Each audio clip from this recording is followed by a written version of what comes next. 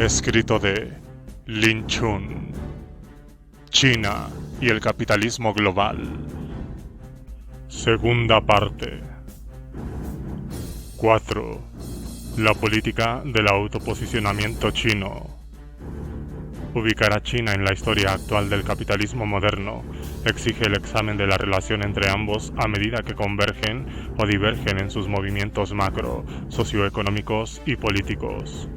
El autoposicionamiento de China es, en última instancia, una cuestión de opinión política en un momento en que el capitalismo ha sido incorporado al desarrollo chino o es interno a él. No obstante, también resulta relevante la concepción de la historicidad esencial del capitalismo, el hecho de que no es más que una formación muy particular con una historia relativamente corta y, presumiblemente, un final, lo que deja abierta la posibilidad de organizar la subsistencia humana de maneras socialmente más equitativas y ecológicamente menos destructivas. Solo cuando se asume que el capitalismo no es ni globalmente irresistible y que es por tanto localizado, ni el único horizonte histórico imaginable y que por tanto aplica nuestro consentimiento, pueden apreciarse de manera adecuada la profundidad, las complejidades y las posibilidades de los desarrollos nacionales a partir de la construcción de una nueva nación postcolonial o socialista. Sin embargo, las alternativas, especialmente una alternativa al universo capitalista socialmente deseable, factible y democrática, parecen muy difíciles de alcanzar bajo el imperio de una ideología de superioridad e inevitabilidad del capitalismo que cada vez penetra más en todo el planeta. Ello es cierto a pesar de las calamidades históricas del capitalismo y de sus aventuras y destrucciones en curso, tanto en el norte como en el sur, y a pesar también de los movimientos sociales anticapitalistas que han surgido en la era postcomunista, que van desde las resistencias movilizadas localmente hasta los foros sociales transnacionales y las protestas de los Occupy.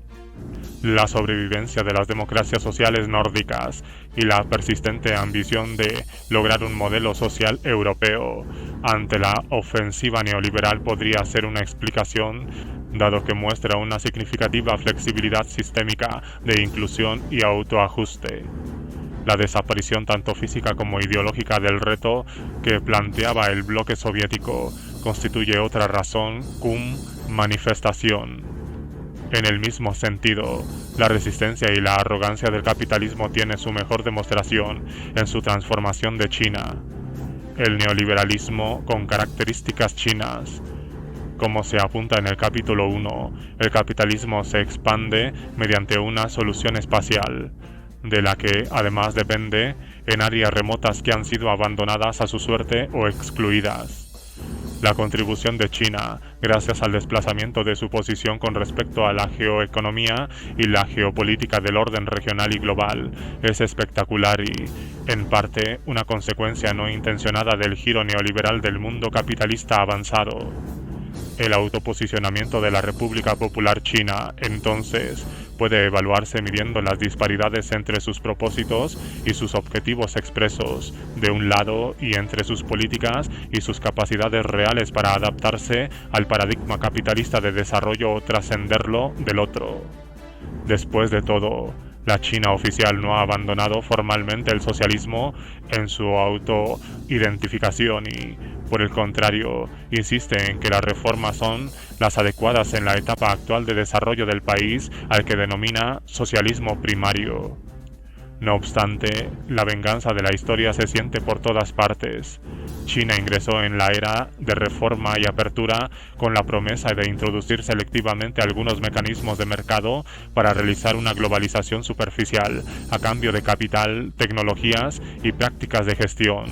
La intención, sustentada en un amplio consenso, era quebrantar tanto los bloques externos de la Guerra Fría como un poder político inmovilizador en el país.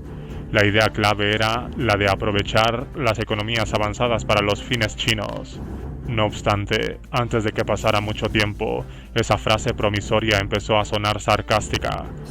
Es China, en virtud de su fuerza de trabajo cualificada pero mal remunerada, sus vastos mercados y sus reservas internacionales, léase subsidio invertido, la que ha sido aprovechada por otros a fondo y no al revés. La cuestión aquí, por tanto, no es si la China actual constituye un reto al capitalismo entendido como necesidad del desarrollo o fin de la historia. No lo es. Por el contrario, la China reformista ha desempeñado un gran papel en la extensión del sistema global y ha ayudado con sus caóticas operaciones de rescate a librar de la bancarrota a regímenes con problemas financieros. Como participante diligente en la globalización, China no solo ha actuado como un colaborador alternativamente sumiso o remiso de las superpotencias capitalistas en los asuntos internacionales, sino que les ha brindado asistencia económica directa e indirecta. La cuestión reside en saber si, aún así, el socialismo sigue siendo relevante para el desarrollo chino, que tiene un impacto global, o si existe todavía alguna posibilidad de que China regrese a una posición desde la cual pueda ofrecer resistencia al capitalismo y, con el tiempo, vencerlo.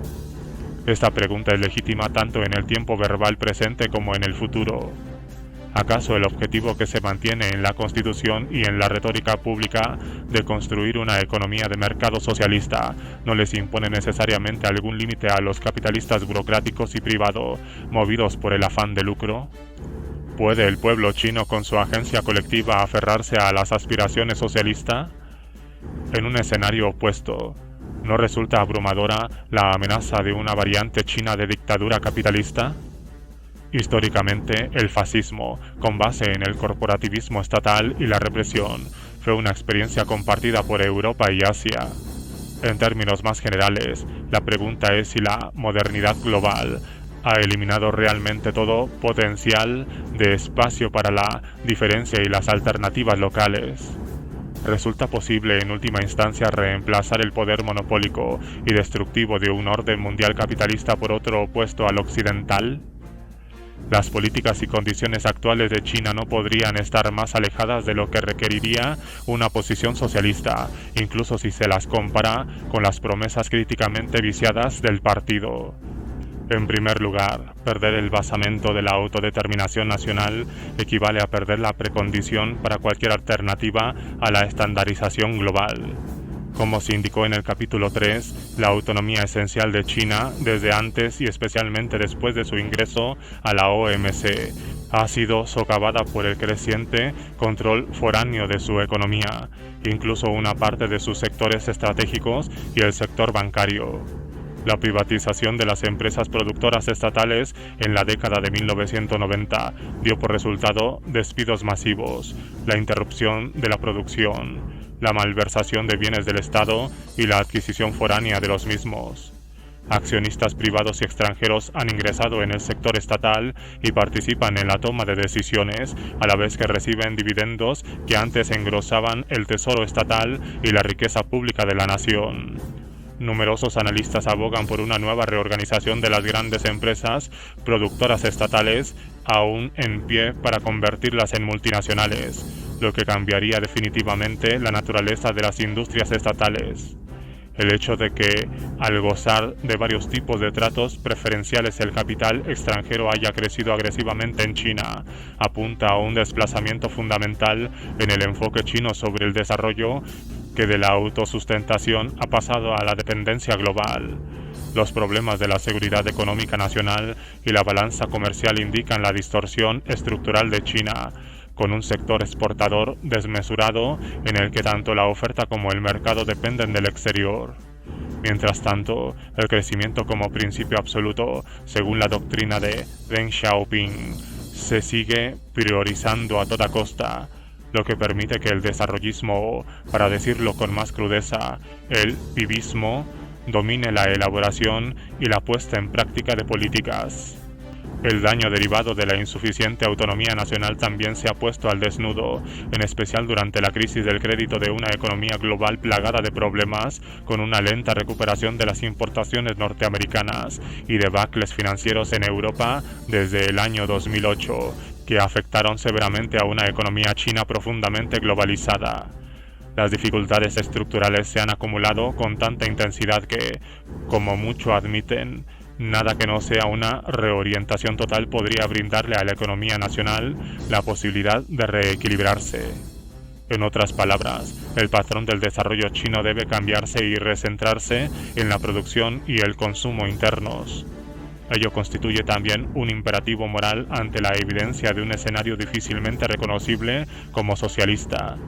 Un ejemplo es la segregación entre complejos residenciales protegidos para los ricos y edificios ordinarios o aldeas urbanas maltrechas y superpobladas que albergan a los trabajadores migrantes. Otro es la designación de la fabricación de automóviles como un pilar de la industria.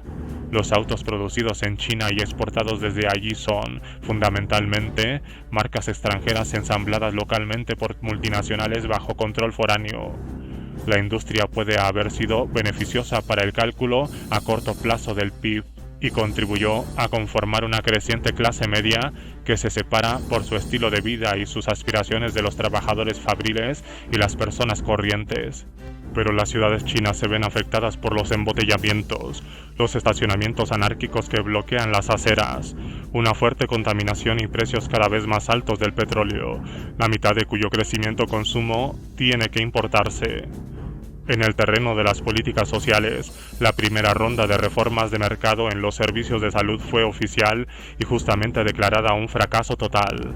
A esa conclusión llegó la Comisión Investigadora sobre el Desarrollo del Consejo de Estado, debido a que dio por resultado unas cuentas hospitalarias impagables para el común de la gente. La segunda ronda ha intentado reparar los daños y poner en pie un plan mixto de cobertura universal para la atención básica, pero sus lineamientos siguen inclinándose hacia los intensivos de mercado.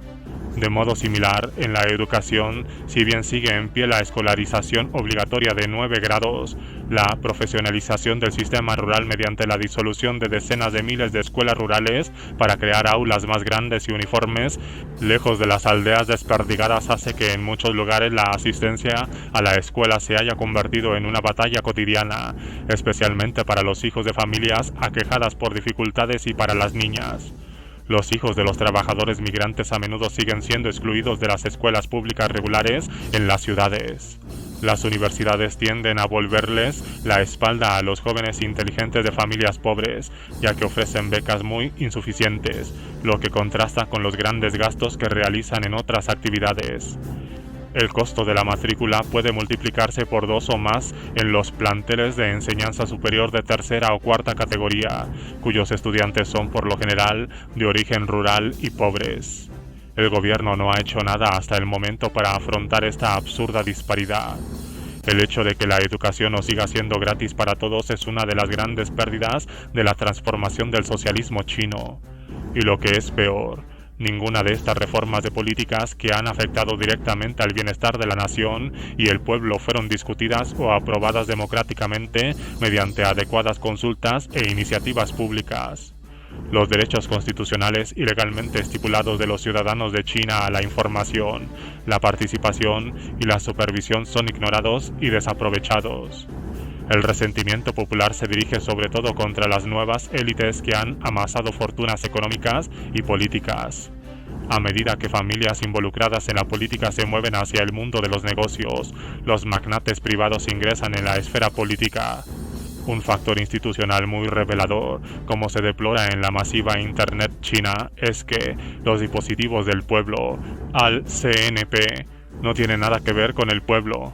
Aparte de los miembros básicamente decorativos salidos de las filas de los cuadros y los profesionales, la legislatura está llena de notables ricos y bien conectados procedentes del mundo de los negocios y otros círculos de la élite.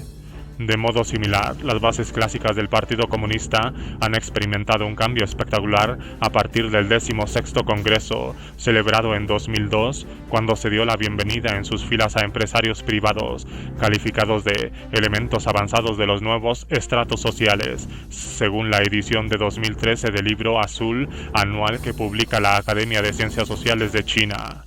Un tercio de los cuasi capitalistas de China son formalmente comunistas. Un 53% de quienes poseen más de 100 millones de yuan, unos 16 millones de dólares, son miembros del partido, y muchos asumen su posición como secretarios de secciones del partido en las compañías de las que son propietarios. 7 de los hombres más ricos de la nación asistieron al 18º Congreso del partido en noviembre de 2012. Todos son multimillonarios. 160 de los chinos más ricos, cuyas familias poseen bienes por valor de 221.000 millones de dólares, son representantes del partido, diputados al CNP o miembros de la Confederación Política Consultiva del Pueblo. En otras palabras, los ricos y poderosos no solo gozan de una permisiva sociedad civil, de instituciones privadas y competencia asimétrica, sino que también manipulan los procesos supuestamente públicos de toma de decisiones y asignación de recursos. En algún punto del camino hacia la reforma de mercado se ha hecho corriente que los cuadros del partido, el gobierno y el ejército obtengan pequeñas o grandes ganancias privadas abusando del poder que les otorgan sus cargos. La revelación del fenómeno de los funcionarios que tienen cuentas bancarias en el extranjero o que huyen del país con maletas llenas de dinero alimenta la indignación popular y el cinismo político. En los sondeos de opinión, la corrupción encabeza la lista de los males sociales de China. A inicios de 2012, el general Liu Yang, comisario político del Departamento de Logística del Ejército Popular de Liberación, se enzarzó en una difícil batalla. Quizás, en última instancia, una batalla perdida contra redes clientelares y facciones que se dedicaban a aceptar sobornos a cambio de promociones, extorsiones a los negociantes, incurrir en gastos personales suntuarios y violar sistemáticamente la disciplina del ejército. Les advirtió a sus colegas que nuestra corrupción puede aplastarnos y hacer que nuestras fuerzas armadas sean derrotadas sin disparar un tiro. El ya eliminado modelo de Chongqing, cuyo lema era cantar el rojo y aplastar el negro, despertó en su momento las esperanzas populares de recuperar la moral socialista y poner fin a los delitos facilitados por la corrupción. Esa esperanza murió, no solo porque ese experimento social se frustró, sino también porque las dimensiones de la podredumbre que sacó a la luz la cadena de acontecimientos generados a partir de él, en la que estaban involucrados políticos locales y centrales y las propias agencias de lucha contra la corrupción. El problema tiene raíces tan profundas que pocos están lo bastante limpios como para atreverse a enfrentarlo o a desobedecer las reglas secretas configuradas en el sistema.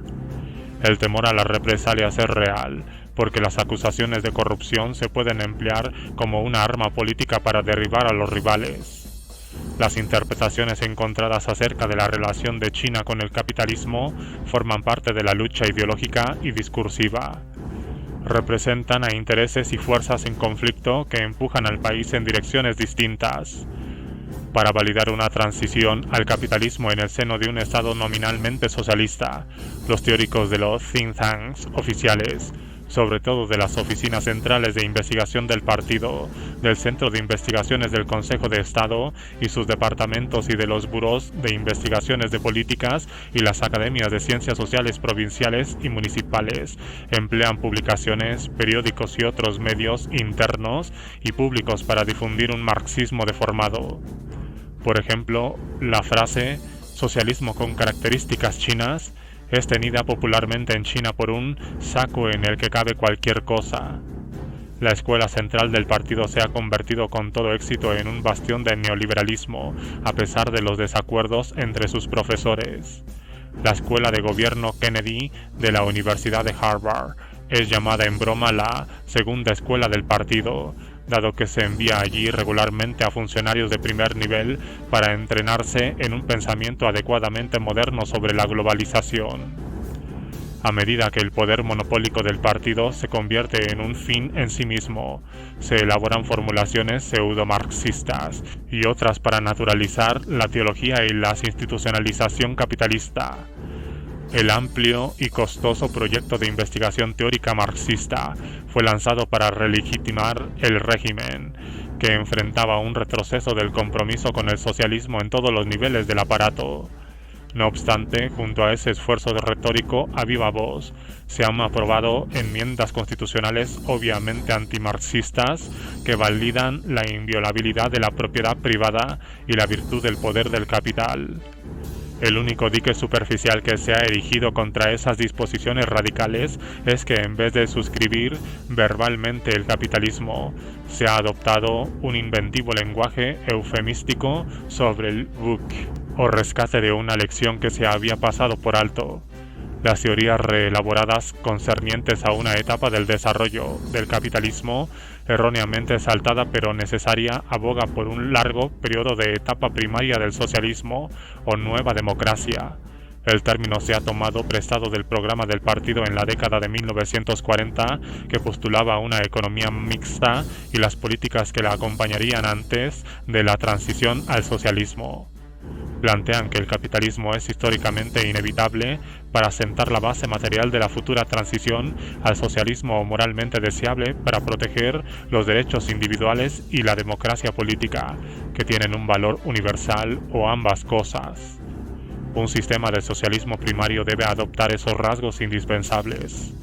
No se menciona un conspicuo obstáculo lógico en caso de que el socialismo siga siendo oficialmente proclamado. Si el capitalismo en la China postsocialista resultara exitoso, ¿cómo y por qué debería esperarse que condujera a su propia desaparición?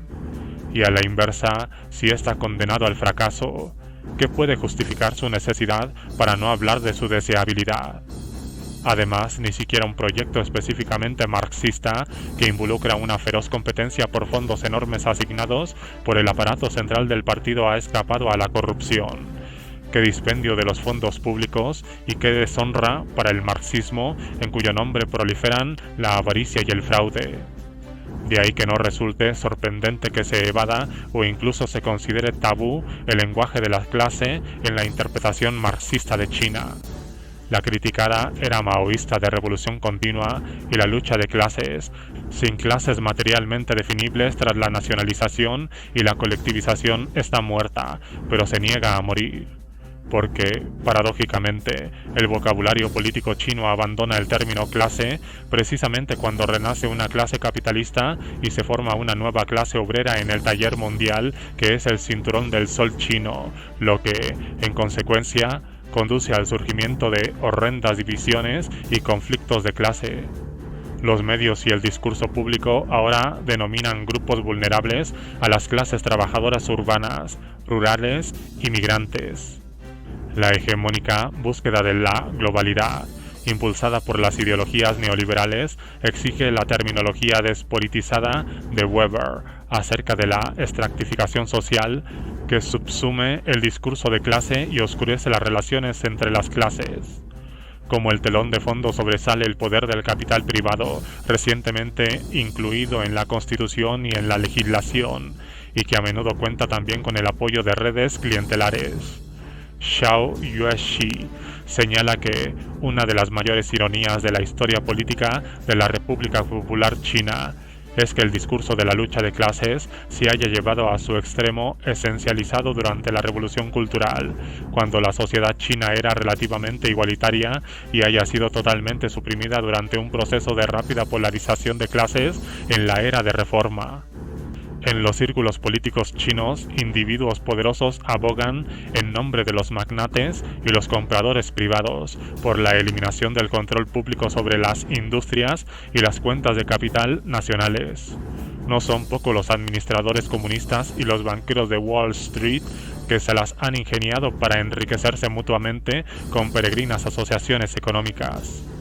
Fundamentalistas del mercado que se contradicen a sí mismos, pero son influyentes, condenan la intervención del Estado y simultáneamente exigen que el gobierno obligue a realizar más privatizaciones y a profundizar la liberalización financiera. En consonancia con ello, algunos académicos marxistas hacen a un lado toda distinción conceptual entre el socialismo y el capitalismo. Insisten en que ya es hora de admitir el anacronismo político de tal distinción, ya que esas identidades mismas son rezagos puramente ideológicos de la Guerra Fría. Las diferencias entre los dos modelos, ya difuminadas, pueden ahora ignorarse por completo y en el orden del día aparecer la convergencia, considerada en términos de variedades y gestión del capitalismo. El problema, por supuesto, es que para quienes han sufrido las dolorosas consecuencias sociales de la transición, la diferencia entre ambos es sumamente real. A medida que China despierta, mediante el hipercrecimiento, una frenética urbanización y una resuelta integración global que tiene un grave costo moral, social y ambiental, sus ciudadanos en situación de vulnerabilidad sufren las consecuencias. Son los trabajadores mal pagados o que no reciben ningún salario, los campesinos que pierden sus tierras, los migrantes que luchan para subsistir, las parejas separadas, los ancianos y los niños a quienes se dejan atrás en las aldeas empobrecidas, y no resulta sorprendente que también sean los furiosos huelguistas, peticionistas y participantes en protestas. La nación crece económicamente, pero se empequeñece culturalmente al abandonar los legados más valiosos de sus tradiciones revolucionarias y socialista. En especial, la brecha cada vez más ancha entre las élites y los ciudadanos comunes es un claro indicador de que la República Popular China se aleja de sus promesas fundacionales de igualdad y de poder y bienestar para el pueblo. Eso plantea una perturbadora pregunta acerca de la legitimidad de las reformas radicalizadas. Si China, como muchos aseguran, es presa de una especie de capitalismo de saqueadores, ¿qué sentido tenía la revolución socialista? ¿Cuál es el significado de la reforma con su negación del socialismo? Hasta el momento, esos cuestionamientos no han deslegitimado el conjunto del proyecto de la reforma, pero exigen una reasunción de las iniciativas de reforma socialistas. Fue la crisis del socialismo chino la que trajo aparejada la reforma. Ahora es la crisis del capitalismo chino la que ha engendrado los debates sobre la dirección de la reforma. Lo que quiero dejar sentado aquí es que lo que ha sucedido no tenía que suceder. Ninguna inescapable lógica económica, sociológica o cultural obligaba a China a estar donde está. Si el capitalismo no es teológico, el fin del camino de la transición tiene que ver con una lucha política que posee una dimensión ideológica vital. Dado que la senda histórica de China haría demasiado costosa una reversión total de los logros del socialismo, es poco probable que ello ocurra. Contradicción sigue siendo una palabra clave para describir las realidades chinas. Una observación más sutil, derivada de la experiencia de la transición al capitalismo en Rusia, es que una estructura sistémica previa puede brindarle a un orden recientemente establecido el subsidio social que necesita. Es precisamente la persistencia de lo viejo lo que ha sustentado la estabilidad de lo nuevo. De modo similar, las reformas adoptadas en China se han beneficiado mucho de los cimientos estructurales maoístas. La mano invisible de Mao sigue estando, de una u otra manera, detrás de las consideraciones de políticas, el estilo organizativo y las respuestas gubernamentales a las demandas sociales en China. Todos ellos recuerdan a un Estado socialista. Sin ese Estado le habría resultado imposible al país sobrevivir a las usuales conmociones, rupturas y devastaciones postcomunistas. Además, la política económica, industrial y social de China, que experimentan con un mercado socialista, están abiertas a la innovación. A impulsos de las crisis sociales y los dilemas imperantes se han elaborado propuestas innovadoras para mejorar la gobernanza. En muchas ciudades se han creado canales electrónicos para recibir sugerencias de los ciudadanos y contribuir a la transparencia del gobierno. Se multiplican los ejercicios de votación y discusión comunitarias del presupuesto. De una u otra forma, se democratiza la política consultiva electoral de los órganos centrales y locales. En algunas localidades se ha elevado la calidad de las elecciones en las aldeas. Se amplían las consultas públicas sobre las políticas y las leyes hasta el punto de que ahora se exige al menos una ronda de serias consultas entre expertos y afectados para tomar decisiones de importancia. Los lineamientos pro pueblo han alentado los esfuerzos gubernamentales encaminados a reducir las desigualdades, defender los derechos laborales, enfrentar la corrupción, fortalecer la regulación de los mercados y establecer mejores controles sobre la conservación, la disminución del carbono y el consumo de energía. Tras el socialismo en una aldea, por ejemplo, Nanjie, Huaxi, Shuajiaxuan, y cientos de otros colectivos que se mantienen en pie, se promueve el agrosocialista para incrementar los beneficios del crecimiento para la población rural. Este esfuerzo comenzó con la eliminación de los impuestos agrícolas y el aumento de la inversión pública en planes de seguridad social, medicina y pensiones. La China urbana también ha sido testigo de la puesta en marcha de más proyectos de viviendas públicas para las personas de bajos ingresos. líderes más visionarios han frenado en algunos lugares un mercado de bienes inmuebles fuera de control, alimentado por la tendencia a la mercantilización de la tierra. En principio, el ansia de un curso inverso de desglobalización antineoliberal no es un deseo vano. Actores de peso como China podrían sobrecargar el sistema global elevando artificialmente el nivel de los salarios y manipulando los precios para proteger las ventas en el mercado interno. Ello, a su vez, permitiría retener los excedentes y, por ende, compensar las ganancias de las multinacionales y la concentración de la acumulación de capital en las regiones centrales del capitalismo. Con su integración un tanto incompleta a la economía mundial, China también podría distanciarse del volátil mercado internacional de capital financiero, manteniendo un control soberano sobre su cuenta de capital y su política monetaria. Aun si los reformadores radicales quieren desmantelar esa última línea de defensa de la autonomía y la seguridad económicas de la nación, siguiendo los consejos de los economistas del FMI y el Banco Mundial, no existe ninguna necesidad férrea que justifique su propuesta. Por el contrario, no resulta impracticable que los nuevos parámetros establecidos por la lucha política localmente y de modo acumulativo se activen para superar las condiciones existentes. Los salarios ya han aumentado significativamente en China, aunque de manera desproporcionada. Los que más se han beneficiado de esos aumentos han sido los empleados gubernamentales y los trabajadores del sector estatal. Y el creciente costo del trabajo en general ya ha afectado el movimiento estratégico del capital global. Los actores autónomos y de vista larga en el mercado mundial deben estar preparados para lo que sea necesario a fin de reformular las reglas del juego.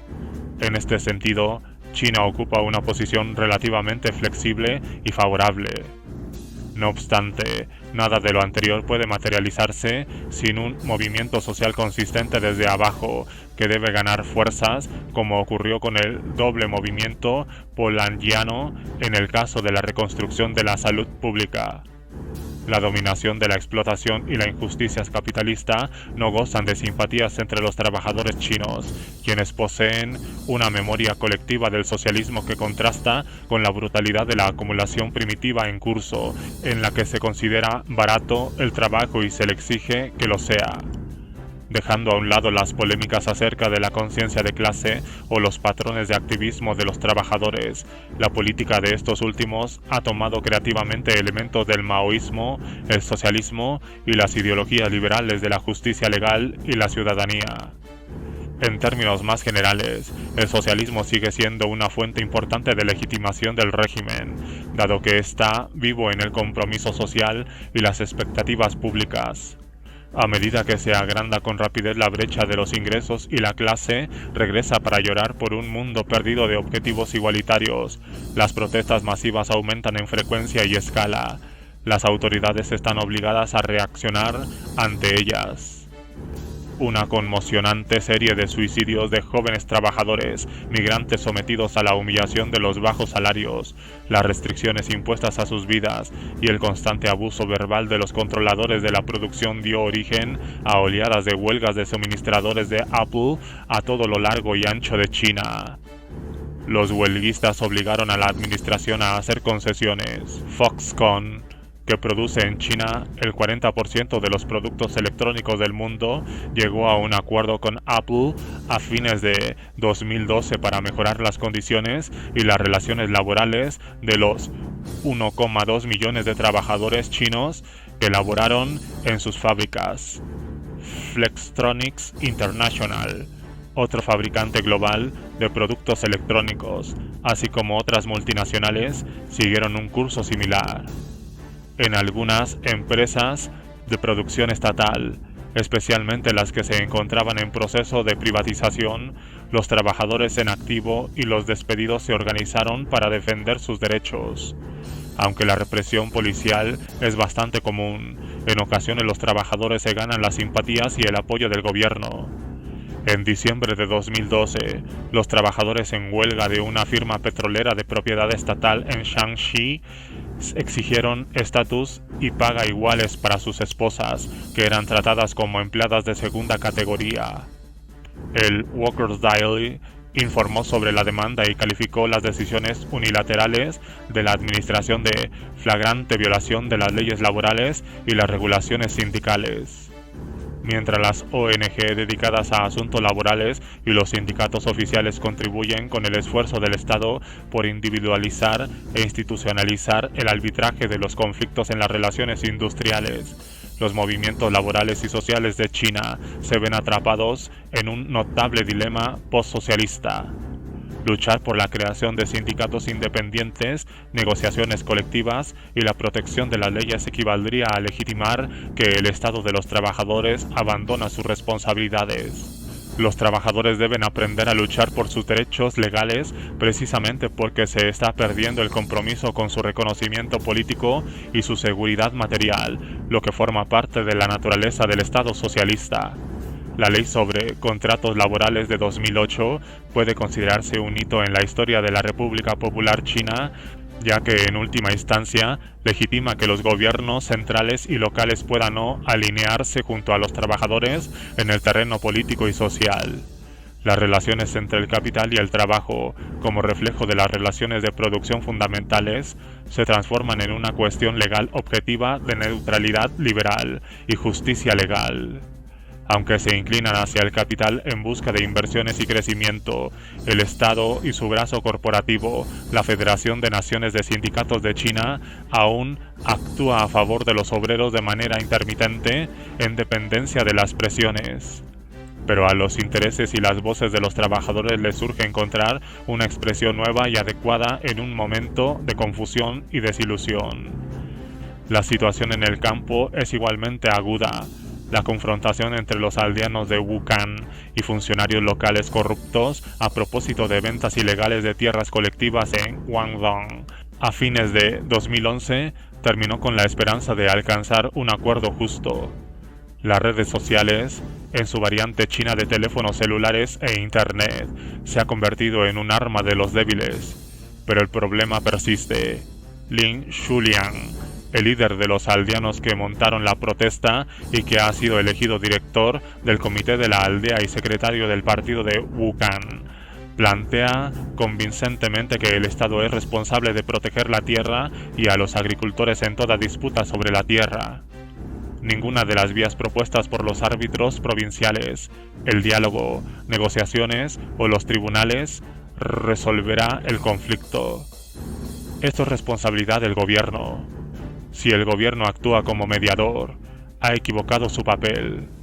La posición de clase del Estado es, obviamente, un factor decisivo en la lucha popular china en pro de la justicia social, la cohesión y el desarrollo. En febrero de 2012, justo antes de la celebración de la convención anual del CNP, circuló por internet una propuesta popular que debía entregarse al Congreso.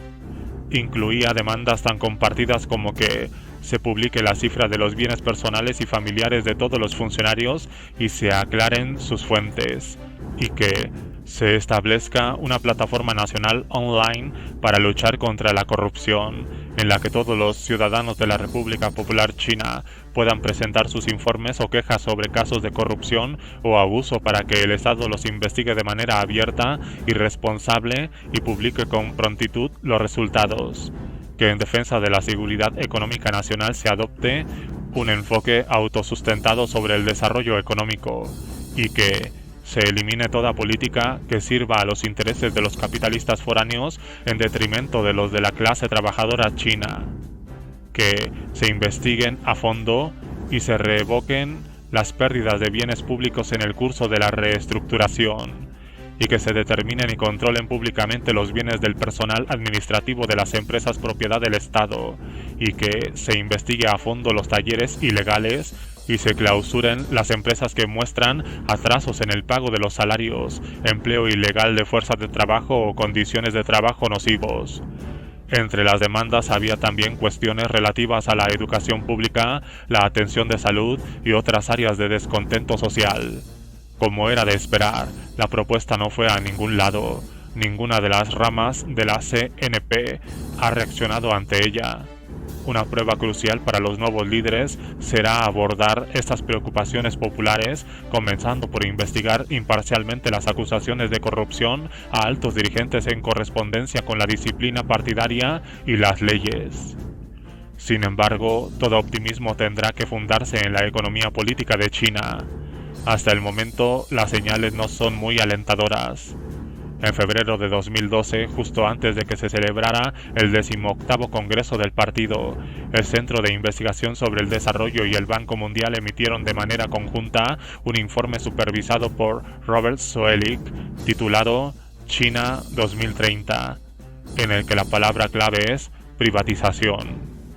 El capítulo tercero del informe, Reformas estructurales, menciona el petróleo, la química y la electricidad entre las grandes industrias a privatizar. El capítulo séptimo recomienda una disminución radical del control del Estado sobre sus sistemas fiscal y bancario. La predicción del Banco Mundial acerca del porcentaje deseable del sector estatal en la economía nacional para el año 2030 es el 10%. Casi la tercera parte de la ya lamentable cifra del 27% en 2010, en comparación con las democracias sociales capitalistas que dependen de un sólido sector público. Un método muy recomendado en el informe es una amplia titularización de los bienes estatales, incluidas las adquisiciones en el extranjero, en nombre del combate a los monopolios. Ello conllevaría también a una liberalización del mercado de capitales y el sistema bancario como parte de la internacionalización del sector financiero chino. Las tierras de propiedad colectiva son también un blanco inminente de una privatización a fondo. En la cumbre del Foro de Cooperación Asia-Pacífico, celebrada en diciembre del 2012, el secretario del partido saliente, Hu Jintao, reafirmó el compromiso de China con una mayor liberalización del comercio y las finanzas. Desde su toma de posesión en marzo de 2013, el premier Li Keqiang ha confirmado en repetidas ocasiones ese compromiso y ha actuado con celeridad para establecer una zona de libre comercio en Shanghái, entre otras medidas. La Comisión Estatal de Regulación de Títulos ya había anunciado que se decuplicaría la cuota de los inversionistas extranjeros en el mercado de valores de China como un paso hacia una liberalización radical del control de capitales del país. En las 2 décadas de privatización de la economía china, el Consejo de Estado, bajo la influencia de poderosos intereses creados que realizan labores de cabildeo, ha desempeñado un papel relevante.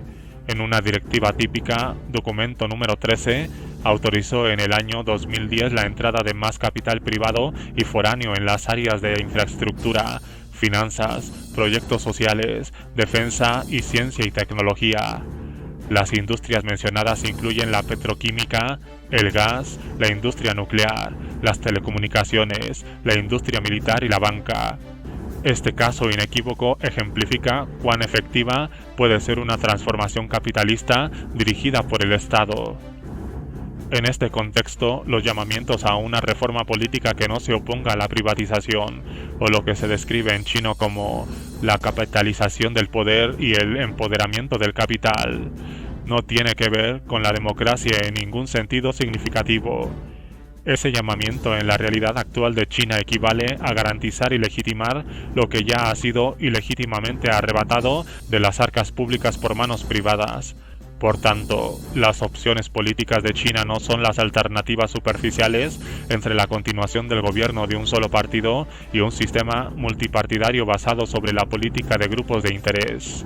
Por el contrario, el alineamiento del Estado y el capital podrían perpetuar un libre mercado autoritario y una sociedad civil desigual, en los que las élites políticas y económicas controlaran la política electoral y los procesos de toma de decisiones. Lo que subyace al discurso democrático insustancial y autocomplaciente es el gran poder dual de un Estado y una lógica de mercado en la trayectoria de la sociedad civil china. En esa sociedad, la democracia le resultaría inútil a los ciudadanos comunes si las preferencias populares no se articularan y se tradujeran en poder del Estado.